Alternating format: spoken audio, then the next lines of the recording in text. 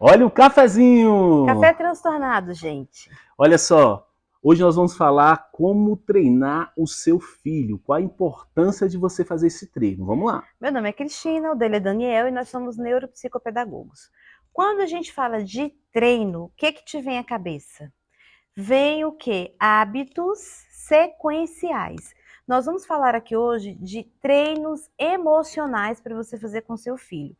Impulsividade, hiperatividade e a desatenção você não tem controle, porque faz parte do transtorno, e quando a gente fala de transtorno, fala-se de um distúrbio que se tem de sequência neural. Mas como que a gente faz isso? Vamos lá. Falando de impulsividade. Quando o seu filho é pequeno, você não vai conseguir segurá-lo na questão da impulsividade, nem depois de grande.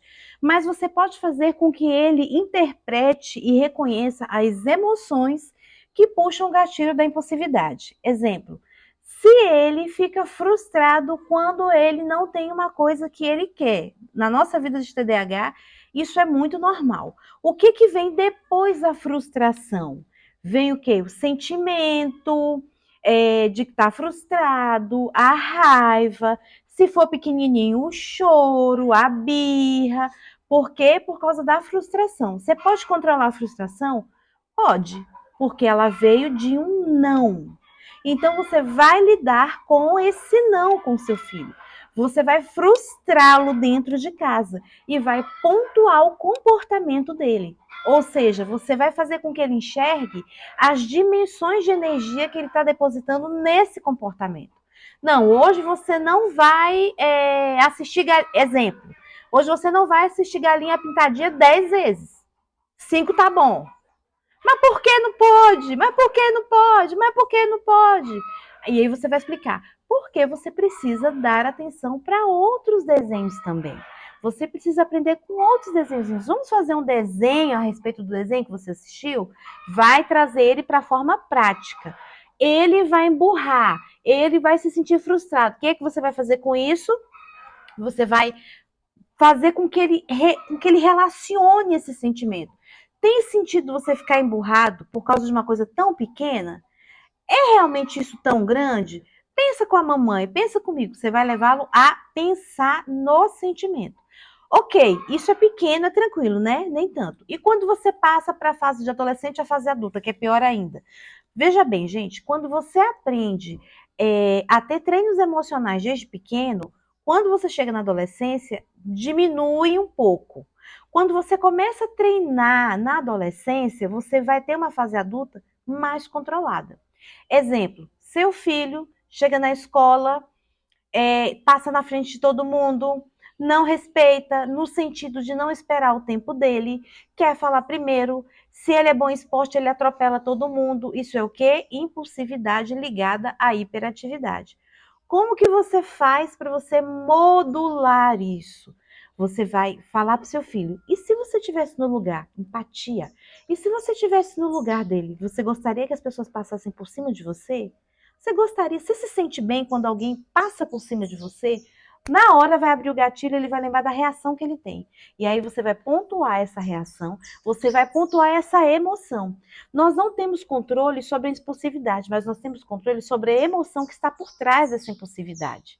Seja ela de alegria, seja ela de dor, seja ela de raiva, seja ela num posicionamento violento. Violento em quê? De bater no coleguinha? Não, de se posicionar com violência, de forma mais incisiva, mais bruta. Tem uma emoção por trás disso. É essa emoção que você vai treinar. É essa emoção que você vai automatizar através de reflexões. Cris, mas adolescente não faz reflexão. Concordo com você, é por isso que você vai ensinar. Antes dele agir, você vai pontuar. Exemplo, que acontece aqui em casa direto. Mas por que eu tenho que lavar a louça? Por que eu tenho que fazer isso se fez ontem? Tipo, tem que varrer a casa. Mas por que eu tenho que varrer se a casa foi varrida segunda-feira? Você tem que varrer porque você faz parte do ambiente. E ainda que você não goste, esse ambiente, esse ecossistema que você vive, ele precisa ser cuidado. Então, depois que você fizer, você vai fazer o que você gosta. Gente, não tenha medo de frustrar o seu filho adolescente, não tenha medo de frustrar o seu filho bebê, criança, não tenha. Ele tem que aprender a lidar com frustrações e você tem que aprender a lidar com modulação de emoções nessa fase, para que ele não dê trabalho lá fora, para que ele não seja um adulto que não consegue se relacionar. Sabe aquela história que tem hoje que qualquer coisa que você passa, você quer morrer? Isso é muito na adolescência, né? Também por causa dos hormônios, mudança hormonal, tem aquele lance do adolescente nem ser adolescente, não ser adulto, mas ter responsabilidades de adulto. Tem toda essa atmosfera que permeia esse momento de desenvolvimento. Só que você não pode se negar a frustrar e se negar a pontuar e modular essas emoções para que seja treinado. E olha só, uma outra questão é a importância de você sempre conferir aquilo que você está falando. Isso. Quando você é pequeno, você não, quando o seu filho é pequeno, a gente sempre fala que quando você chamar a atenção dele para alguma coisa, você sempre vai mostrar para ele o que ele fez. Filho, olha, você desobedeceu a mamãe, você fez assim, você fez assado, então agora você vai ficar de castigo. Um exemplo, Um né? exemplo prático, né? É.